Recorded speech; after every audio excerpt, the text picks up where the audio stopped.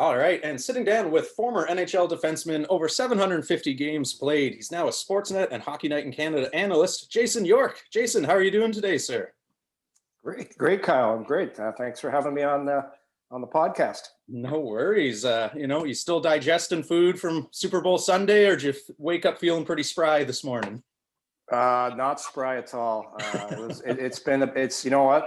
Everybody has New Year's as their cutoff. I have the Super Bowl. The Super Bowl is my cutoff when I stop eating bad stuff, stop drinking, stop having pizza. So I feel like crap. I'm on coffee number 2, but things aren't too bad. Yeah. Nowhere to go but up from here, right? I think you and a few other people are probably in a food coma this morning. So you got it.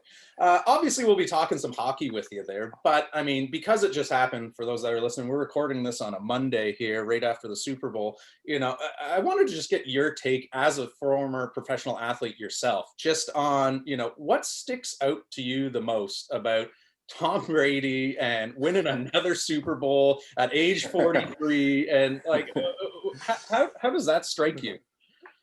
Well, first of all, I'm Tom Brady. You can't argue what he's done. He is the greatest quarterback of all time. The stats don't lie. Everybody thought that Mahomes and KC, even with, I think they had their line was a little bit beat up. They thought they were going to win that game, and then Brady does it again. It's crazy. I will say this. That defense of Tampa helped a lot. I've never seen Mahomes run for his life ever. But it was something special. But Brady, he just, you hear the guys talk about him, the guys that know football, the announcers, and they said, this guy's up at 5 a.m. Monday morning, studying the playbook, and he just puts the work in. Yeah. And you wouldn't think a guy like that can't really run. He's 43 years old. And how about that picture that was going viral on social media? I think it's Brady at the draft combine. Yeah. It's a picture of him standing in his boxer shorts. Yeah. He's so skinny. He's got no muscle on him. And it's like, who would have thought this guy would go on to become the greatest quarterback of all time? It's pretty amazing, but you can't argue. He's the best football player of all time. How do you argue that? You can't. Yeah. And that was the thing, right? Like Mahomes, if he had have beaten Brady, in the Super Bowl, and then, okay, you can have the debate if he starts getting a whole bunch more Super Bowls down the line and all that. Yeah. And for the record, I'm not a Tom Brady fan. I don't like Tom Brady. And I'll tell you why. A long time ago, I was doing a charity golf tournament. It was one of those things hockey players always do. You do the golf tournament.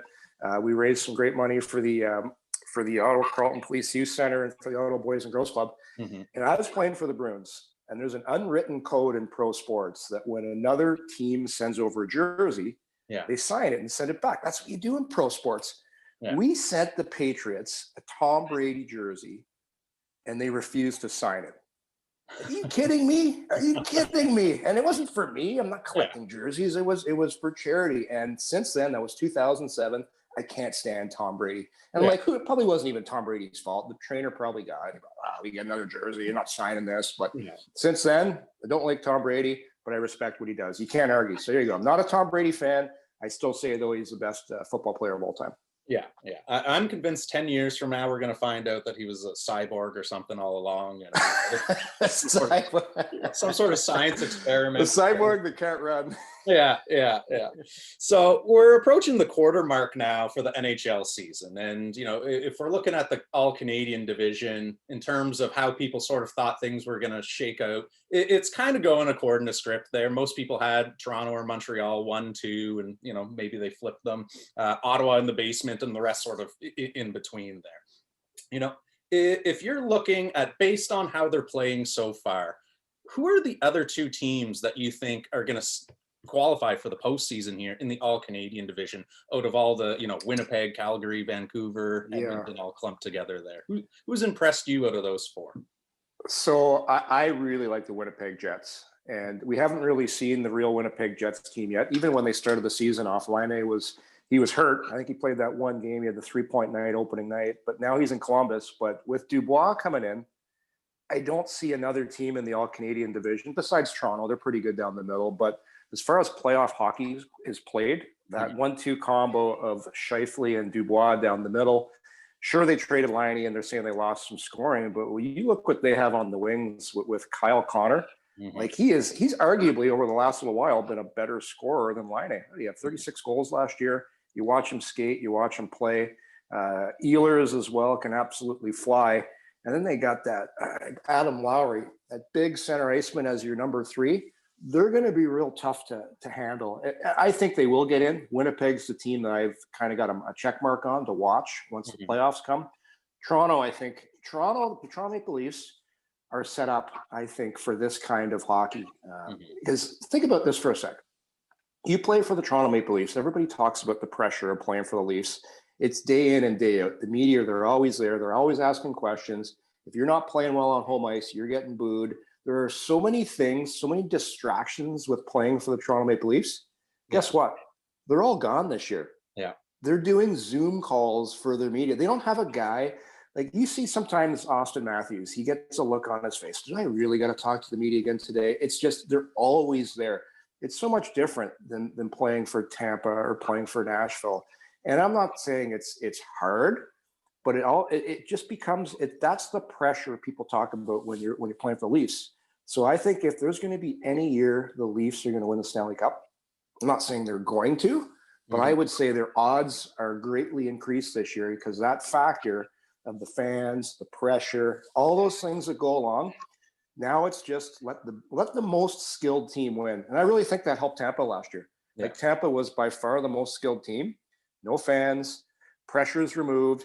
And it's just, you're just playing. The best players are playing. There's no energy in the building. The players are feeding off. And even people will talk about a fight in a game, like a team that's built tough for the playoffs and has these tough guys.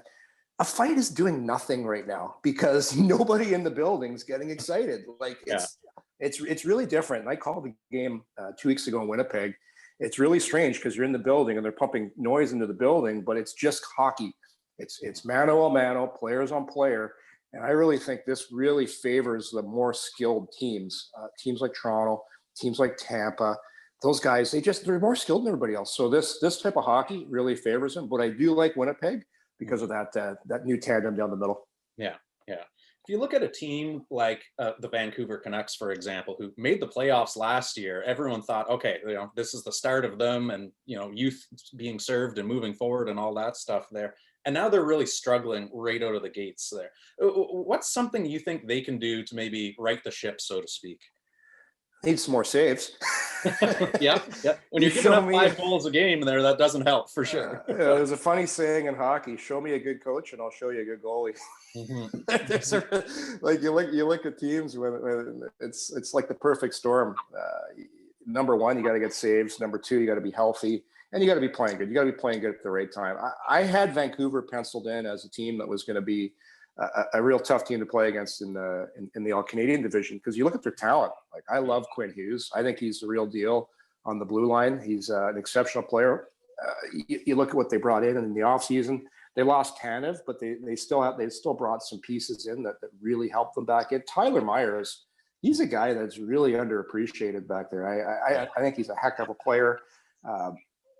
It's goaltending. They got to get some saves. I think if they get that straightened out, obviously, I don't think either one of those guys are Jacob Markstrom. So they're going to have to figure it out. Demko was great last year, but it was a small sample size, right? Yeah. So you got to be careful with goalies, small sample sizes. I do think he's a good goaltender.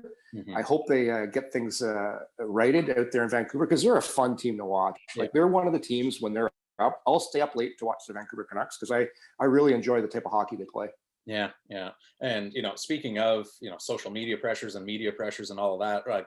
The hot seat's starting to simmer out in Vancouver, right? So do you see management more so letting them try and play through it and figure it out? Or do you think we might be seeing, whether it's a firing or a trade or something to shake up that? Yeah, I think it's, well, I was going to say it's early, but it's a shortened season. Yeah. So I think they let it play out a little bit longer. Travis Green's a heck of a coach. Tough. Like I said, show me a good coach, I'll show you a good goalie. Yeah. So you got to get saves. Like right here in Ottawa, similar things were happening early on the season. Different team, different story, young players and experience. The older players aren't pushing their weight here in Ottawa, but they weren't getting saves. Mhm. And you heard that old saying, you're chasing the game. Yeah. If you give up the first goal every game, you're always chasing it. Yeah. It's really tough to win in the NHL. It's so tough. Yeah, yeah. So if we look at the three American divisions here, as we're taping this, there's still six teams that only have single digit games played because of COVID Yeah. cancellations and all of that. Is that just more so a factor of there's just more cases in the US and so it's inevitable that they're more at risk? Or is there anything that the All Canadian division is doing maybe differently from a protocol standpoint that they haven't had any cancellations and here we're seeing this rash of cancellations down south? Well, you look at what we're doing in Canada. There's just more precautions being Yeah. taken. So to me, that's just common sense. What's going on, Mhm. and all the teams are doing the same thing. They're all taking the same precautions. They're all have the same protocol. The NHL has the same protocol when you come to the rink, what you're doing, who's allowed in. So it's unfortunately it's what's going around the players. That's kind of out of their control. Mhm. And who knows? We've heard so many different things like about this virus. I don't want to get into a COVID talk, but Yeah. I remember wiping down our groceries, not touching door handles, and then 6 months later, it's like, oh yeah, it's airborne. Don't worry about what you're touching. Like it changes day to day, and there's so much false information out there. One thing I do know here in Canada, like there's more precautions being taken, Yeah. and we're run differently. We're not state to state like the states. Like one state, things are shut down there. Another state, it's the Wild West, so it's different. But to me, that's the difference. More precautions taken in Canada, and bigger, wider, open spaces. It's just common sense. Yeah, yeah. Oh yeah. No, the rounds of social media, it was circling last night, all the Tampa parades and whatnot that was going on in the streets after the Bucks won there. That was not a lot of Yeah. masks, not a lot of distance right there. So No. yeah, but I mean, if we look at the big four leagues, so NHL, NFL, NBA, MLB, there, right? The NHL is significantly lower in terms of player salaries, TV contracts, franchise values, all of that there. So, do you think that this is probably a very important year for the NHL to try and create some sort of a new marketing strategy, attract some new audiences, get some younger fans into the game there, and so that once COVID is over, whenever the heck that is, there they really are positioned for success because they seem to be playing catch up almost to the other three leagues. Yeah, that's a fair point. It's market to market, and the thing you're going up against in the States, and I lived in markets that aren't traditional hockey markets. Like you look at Nashville, Anaheim; those are two places. But I will say this: if you want to grow the game, you Hmm. grow it at the grassroots Hmm. level. And when I first went to Nashville, there was one rink in the entire city of Nashville. Yeah. Now I think I don't know what the total numbers is, but what they've done there is they've created the Nashville Junior Predators Hockey Association. Hmm. So if you want to get hockey fans, it has to start from a young age. Once somebody in the States or wherever you live is older, they've already got their sports alliances. They've grown up in the States in that college football or college basketball bubble of going to high school, watching high school sports, then watching college sports. And it's like a funnel. It takes you right up to adulthood. Yeah. But now they're going to have hockey at a young age. So that young kid in the States that might have only been playing basketball or football might now be playing hockey too. And Dallas has the Junior Dallas Stars program as well. And there's also guys, and a lot of guys do this, that play in those areas. They end up staying there. Hmm. And Scott Niedermayer is a great example of that. He ended up staying in the Anaheim area, started coaching his kids. And when he's coaching his kids, they started the Junior Ducks program. And all of a sudden, there's a whole base of players playing. That's why you're seeing so many of these players now pop up in the NHL. That never would have happened if there weren't NHL teams in those areas. And the next area to pop is going to be Vegas because they're hockey crazy down there. So I think it's going to be a slow and steady race of converting more people over to hockey, but it has to start at a young age. I just think once you're an adult, or even a late teen, you're kind of picked what sports you're going to do, and you've been brainwashed by your parents and what you play and what you do. And that's just like us as Canadians, right? Yeah. You grow up, most people are playing hockey. Now, basketball's got bigger because of Toronto Raptors. The Raptors have won, and winning helps too, especially like Tampa is starting to Florida is starting to produce a lot of hockey players. So to me, the NHL can keep doing all these things. And I know social media is another big thing you can start doing. And the players are getting better too. Because historically with the NHL, you look how guys were raised: be proud, don't over celebrate, be humble. You never would have saw an NHL guy doing the things they do now, like making a TikTok video. Can you imagine like Gordie Howe doing a TikTok video? Like, just just baling hay and doing something. Like Bobby Hull with the big forearms and stuff like that. Like nowadays, guys are on TikTok, guys are on Instagram. It's just different now. It's so different, but those little things relate to the kids as well. And to me, it's all about starting them when they're young, getting the hook in. If you can get a hook into a kid and he watches a game, or even going to a game, you go experience a game and you're there, you're like, that could make one of these kids a hockey fan for life. And all of a sudden it just keeps rolling. But the NHL is playing catch up, but it's going to be a slow, steady race. Yeah. Well, you hit on an interesting point there too, with whether it's the TikTok or the social media or the players becoming their own brands type thing, right? Yeah. A large part of that is probably player driven, right? It's, Austin Matthews. It is on TikTok. Do you think the league should be doing a better job of actually marketing their stars out there and getting, Crosby or McDavid or whoever's faces on things that aren't, Tim Hortons or the traditional things that they've been doing since the 60s? Well, again, it's hard to market in the States when you don't have that many eyeballs on the TV. So if you're marketing your players in the States on traditional marketing, TV commercials, things like that, you're still Canada, everyone's watching. Yeah. But you look at the ratings in some of the markets, so you got to think outside the box.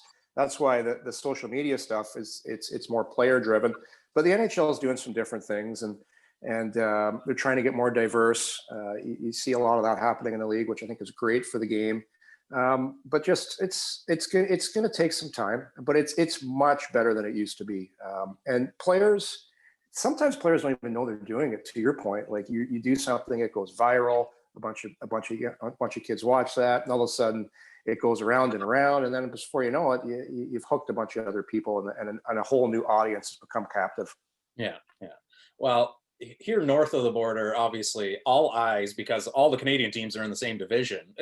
We're almost ignorant of the fact that there are 3 other divisions going on, right? Because every channel you turn it onto, it's an all Canadian matchup. Exactly. So, do you think that there's even any kind of remote possibility that, because of the interest that is generated in Canada, that we see these divisional realignments continue into next season? Or does the NHL almost look at it as, well, Canadian media is a large part that covers the league there. If they're only focusing on 1 out of 4 divisions, that's not going to fly. So next season it's right back to, the old way type thing. How do you see that happening?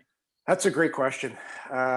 I will say that American teams like to have American teams in their buildings. Obviously, the Toronto Maple Leafs are a big draw.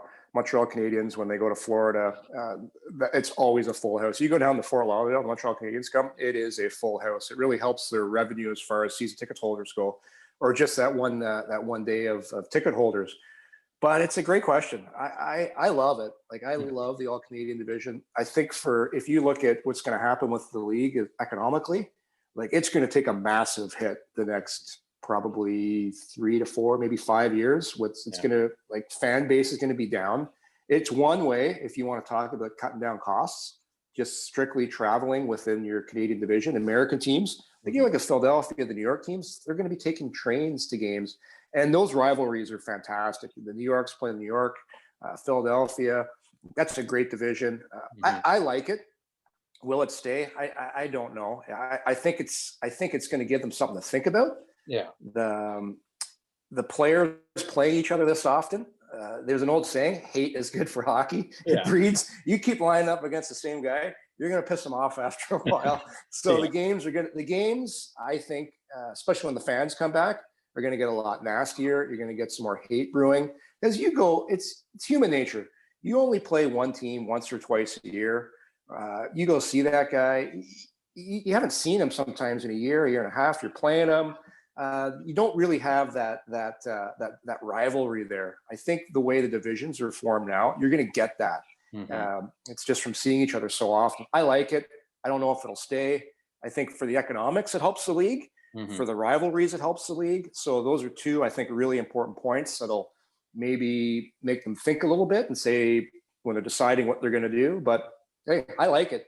Yeah. Yeah. Well, I was going to say, I would much rather see, Toronto, Montreal, or Toronto, Ottawa, or, Edmonton, Calgary 8 times a year versus some middle of February. It's -30 out and, oh, Arizona's in town tonight. Okay, great. Yeah. Yeah. No, I know. Right. So I think maybe even if they don't keep the divisional realignment, do you think there's maybe even a chance of just how they formulated the schedule in the sense where it's almost like a mini series where you go and you play them 2 or 3 times in a row? Do you think that maybe might be a component where even if they do rearrange the divisions, that they sort of bang them out in order that way and do these sort of mini series there? Like kind of like the baseball season when you go in and you set up shop for 3-4 days. Sorry, the players will love it. You go into a city, you get to relax, go out for dinner. Yeah. As a player, I really like it. Some of the guys with kids might not like it so much. You're gone for, but then again, it's the same as a road trip. It's just going to be a road trip to one particular city. I like it a lot. I really do. And again, back to my point with saving money as a team, when you're just taking the plane and you're going to one city and you drop the team off there for whatever, let's say 5 days, playing it, take off and leave. And then you're not playing for flight to flight. And if it's the all Canadian division, you're staying in Canadian hotels, Canadian per diem. So there's quite a bit of savings there.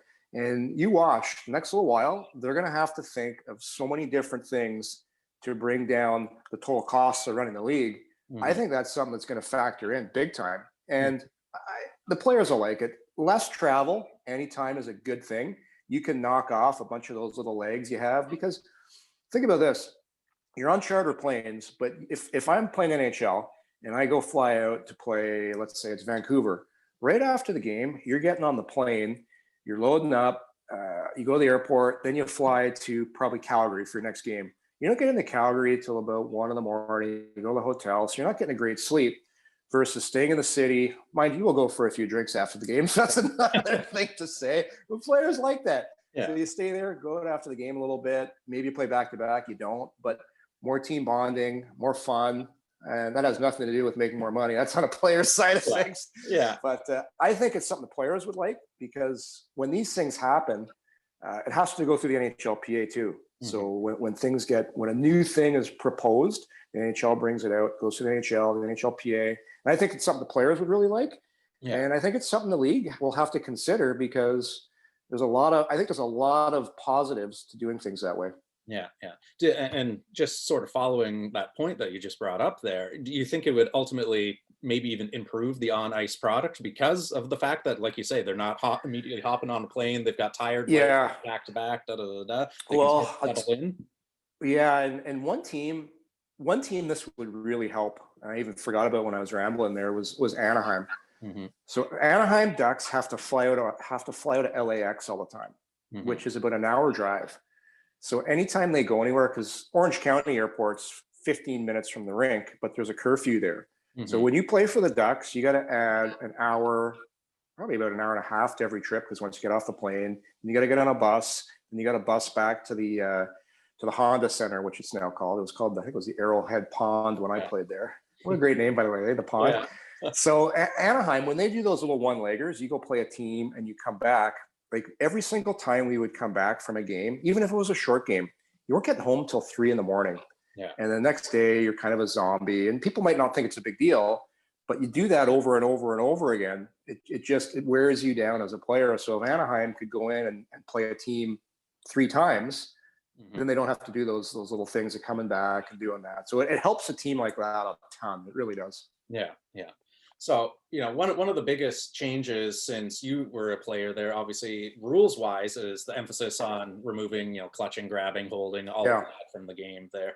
Do you see any more sort of shifts of that magnitude in terms of the NHL coming up with new rules, or how the game is sort of enforced in the next 5 years or so? Or do you think the league is happy with the spot they're in right now?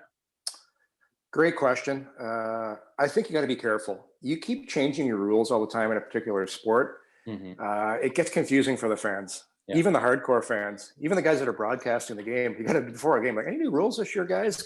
Just so we're calling the game, we make sure we got everything right. Yeah. And the thing when you change rules, anytime you do something, you open up another can of worms. And the NHL, look no further than the offside rule they put in, challenging offsides. Look what that did to the game. Yeah. And every time you do something, it just slows the game down. And I know they want to get it right, but if you remember why they made that change, it was because of the Matt Duchene offside. He was offside by like 30 feet. It wasn't even close. Yeah, it wasn't even close. So they changed the rule, and all of a sudden you're nitpicking offsides by like an inch, and was his foot in the air? And my God, it just brought the game down to a snail's pace. But then they had to bring in the rule to do the coach's challenge, where if you challenge, you're wrong and you get a penalty, which was an awesome rule to bring in. Mm-hmm. But as far as the clutching and grab, I like where it's at right now. Yeah. It's tough. It's tough to play because you can't lay a hand, you can't lay a stick. But it's really benefiting the skaters, the skill of the game.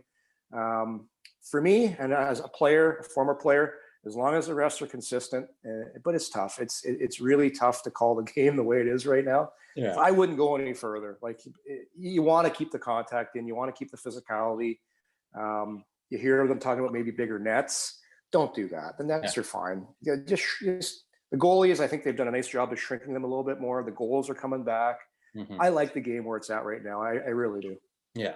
Well, there's also a huge difference between having, a 6'7" Ben Bishop in net versus, the 5'8" Darren Pang in net back in the day there as well, too. Darren Pang, great pull there. Yeah. Great pull. Well, Panger. Can you believe he played in the NHL, by the way? It just goes to show what type of athlete he was, doesn't it? Yeah, no, unreal. Local guy, too. He's a Nepean guy. Yeah, shout out to Darren Pang and the Nepean Raiders right there. So, I mean, now that you've made the shift from player to analyst there, I'm always curious when athletes make that jump, when we're talking about your first on-air assignment, what was more nerve-wracking for you, your first NHL game or the first time you knew you were going live on air? Ooh, that's a good one. That's a good one. Well, first NHL game was a blur. Yeah. I got to the rink late.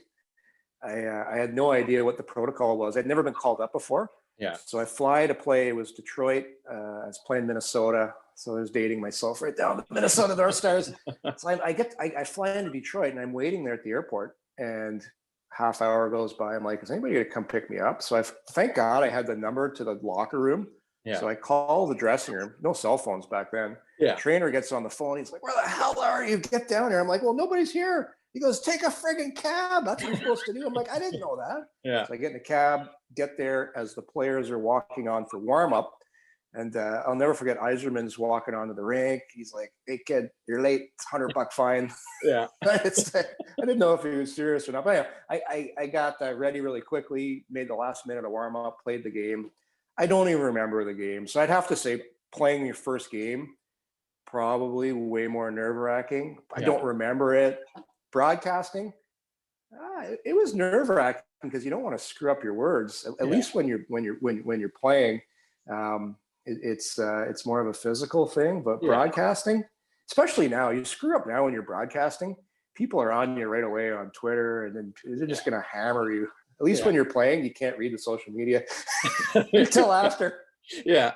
Well, that's why I'm always curious too, right? Because people tend to fall into one of two camps. It's either, okay, the public speaking is my greatest fear, or it's, okay, at least with hockey, I've been doing it since I was 4 years old. Yeah, so it is kind of just the same thing, just on a bigger stage. So, well, when I got into broadcasting too, it was it was a slow, steady process. Like I didn't jump right on the TV. I did radio for like 5 years, which I would recommend for anybody that's trying to get into TV. You do radio, and I was doing a 4-hour show after a couple of years, and that's tough when you're on the radio for 4 hours. And sometimes there's nothing to talk about, and you gotta make something up in a hurry. Otherwise, on radio, you can't have dead air. So you learn in a hurry to sink or swim. And that really prepares you to go on television. Mind you, when I still got on TV, I wasn't very good for the first couple of years. That was brutal. So it takes a while. It's like anything. You need reps. You need to keep doing it. And I'm not saying I'm great right now, but I'm better than I was. But it's just doing it over and over and over again. And it's different. It's a total different kind of pressure than playing because you have time and you're thinking about things. And and I was never a very good talker as a kid. In grade 12, I was afraid to stand up in front of the class. Yeah. Like I could not do any public speaking. I was petrified. So that's to me why broadcasting is a challenge, because I'm doing something I was never really good at. And so it kind of gives you something, gives you a little bit of a purpose in your life, which everybody needs. Yeah, yeah.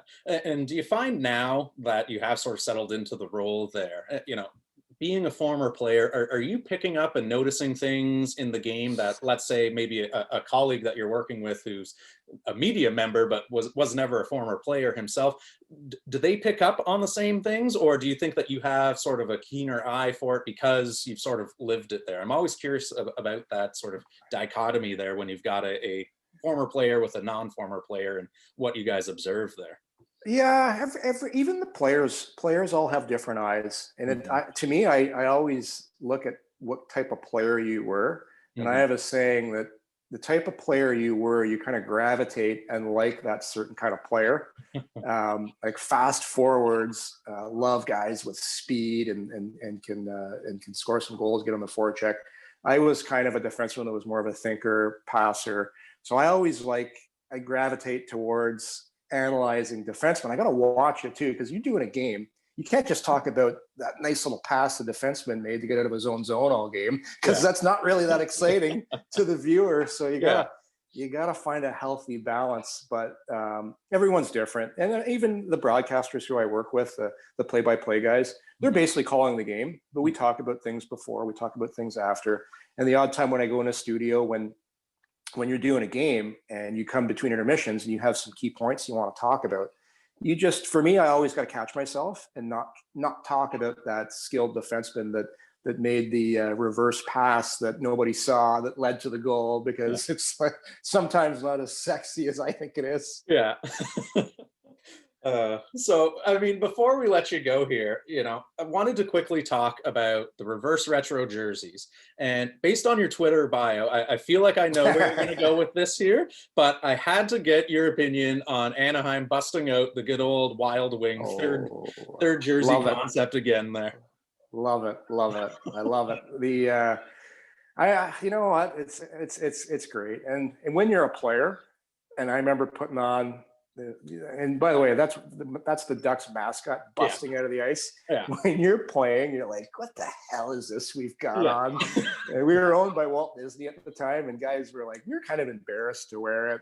Yeah. And we're playing like the LA Kings, and they have their nice jersey on, and we're cruising around with Wild Wing on our chest and losing the games as well. Because I was there in year 2 of 3 of the organization, where we were just getting hammered every night. Yeah.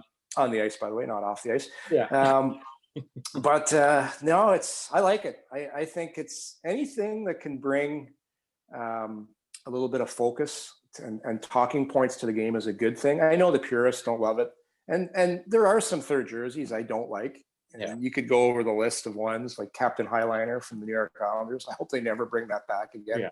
The old Boston Bruins, Winnie the Pooh Bear there, the Happy Bear. Yeah. But I got a soft spot for Wild Wing. Yeah. I was there live for a lot of the mishaps when the Duck mascot there got caught in the stands. It was crazy. Before games, they used to lower him from the rafters, and it was like a big introduction. We're like, okay, who's the star of this game? It was like the team or the mascot. It was like a 15-minute production, and Wild Wing actually got stuck up on the rafters. They couldn't get him down. They had to delay the game for the mascot. It was crazy. The other time when he got lit on fire, tried to dive through the ring of fire. I think his feathers got on fire. So for me, I got a soft spot. I like it. Good for the game. Yeah, amazing. Well, for those that are listening right now who want to tune in and either, hear you on air, or whether it's broadcast, play-by-play, whatever, where can people find you? Where can people hear you? Well, I'm going to be on this Saturday, actually, a Saturday night. I'll be doing the Winnipeg Jets, Ottawa at Winnipeg. It's Hockey Day in Canada, so I'll be doing that game this Saturday. Nice. I think it's a 1:00 start in Winnipeg. But because of the schedule, I'm not doing a lot of games this year. Yeah. A lot of our broadcasts are being done from the studio in Toronto. Mm-hmm. Sportsnet's doing a great job of making sure people don't have to travel as much this year with everything that's going on. So I'm not doing it. My schedule is a lot lighter, but that'll be where you can find me. Amazing. All right. Well, Jason, thank you so much for taking the time to sit down with us. We really appreciate it. And best of luck this Saturday with Hockey Day in Canada. Thanks, Kyle.